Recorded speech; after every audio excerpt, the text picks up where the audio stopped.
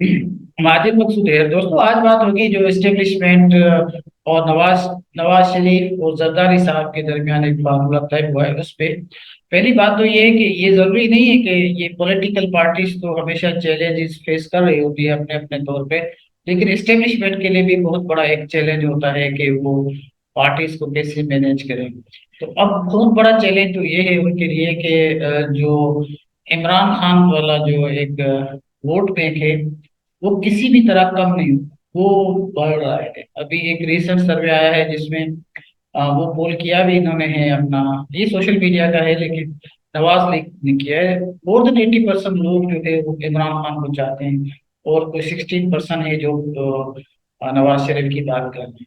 तो ये एक ऐसी सूरत हाल है जिसमें आप इमरान खान को माइनस नहीं कर सकते। अब ऐसी सूरत हाल में एस्टेब्लिशमेंट क्या करेगी? जाहिर सी बात है उनके लिए, अगर एक हुकूमत आ भी गई नवाज शरीफ को, उसको चलाने के लिए अगर जरदारी साहब भी राजी नहीं होगा तो ये मुश्किल होगा।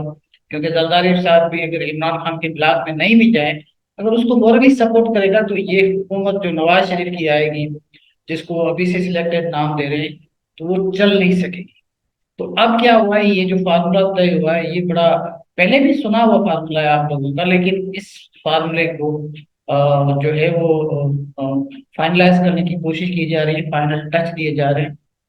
वो प्रोवाइडेड सिचुएशन, जो आपकी सिचुएशन है कि इमरान खान डिमिनिश नहीं हो रहे, इमरान खान की पॉपुलैरिटी बढ़ रही है और इमरान खान किसी भी तरह अपनी डिमांड्स भी जो है वो एस्टेब्लिशमेंट की एक्सेप्ट करने के लिए तैयार नहीं है।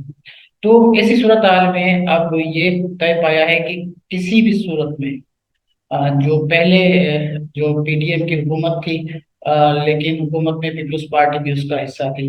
तो पहले वाला जो एक फार्मूला है, लेकिन इसको थोड़ा प्लस का फार्मूला दिया गया है।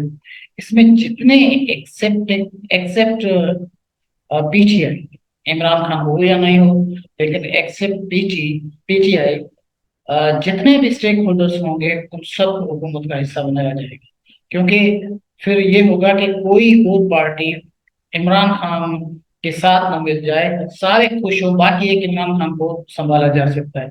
तो अब इस तरह का एक फार्मूला बनाया जा रहा है जिसमें उनकी कोशिश होगी कि सारे स्टॉक होल्डर जो है वो हुकूमत का हिस्सा हो, और उसके बाद एक इमरान खान होगा, तो उसमें जरदारी साहब भी होगा और बड़ा स्टेक होल्डर नवाज शरीफ भी होगा और मौलाना भी होगा। तो इनको फिर इमरान खान को 5 साल संभालना इतना मुश्किल नहीं होगा। उसको जेल में रखें या उसको जेल में रखें, जहां भी रखें उसको वो कंटेन कर सकते हैं। लेकिन ये अगर आप एक नवाज शरीफ को ये सारा मैंडेट देंगे तो ये बहुत मुश्किल हो।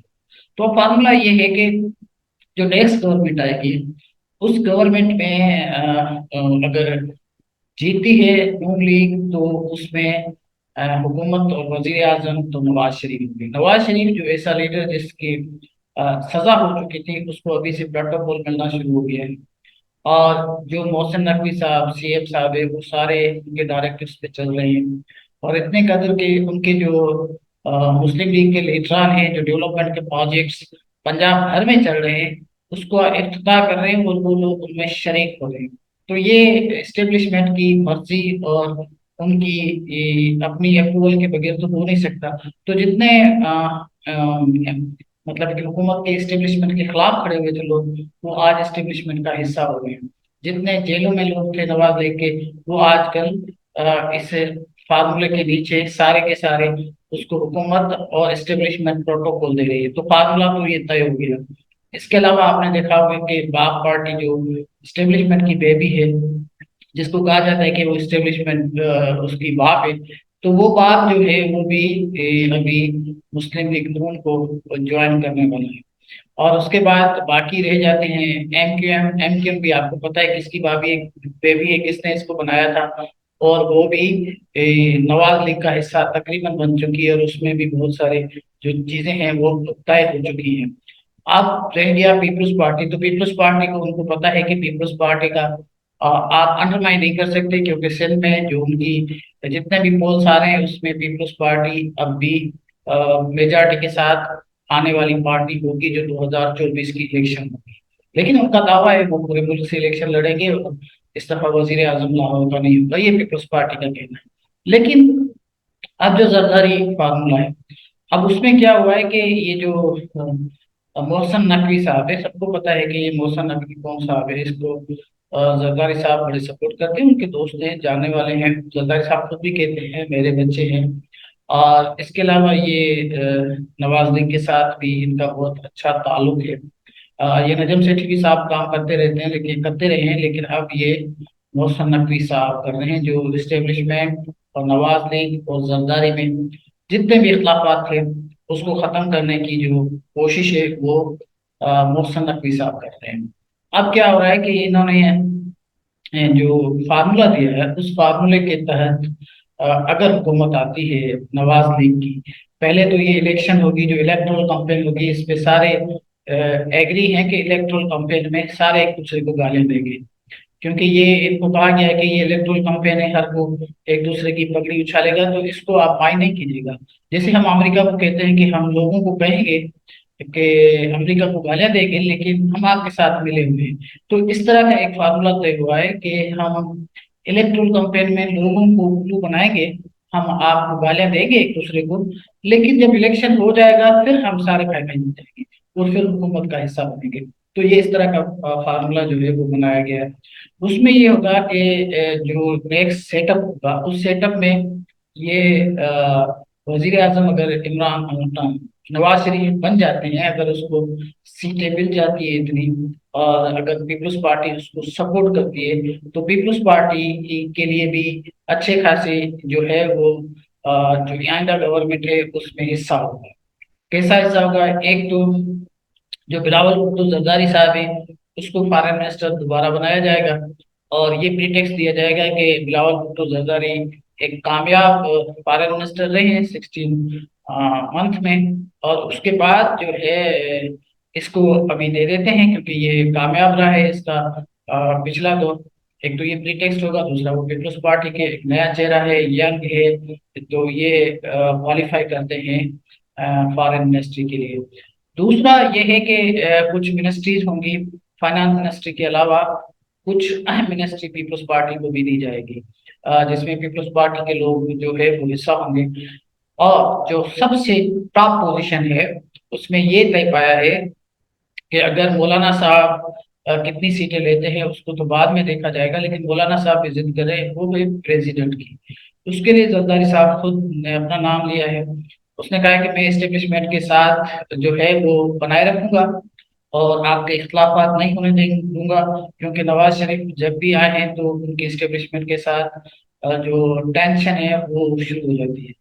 तो वो कहते हैं कि मैं जब प्रेसिडेंट हाउस में होगा तो आपका स्मूथ ऑपरेशन चलेगा, मैं इसको आपको जो आपके डिफरेंसेस है वो क्रॉप अप नहीं होने दूंगा, और ये मेरा काम होगा, आप हुकूमत करेगा, लेकिन ये प्रेसिडेंटल सलाह जो है ये मुझे दे दें।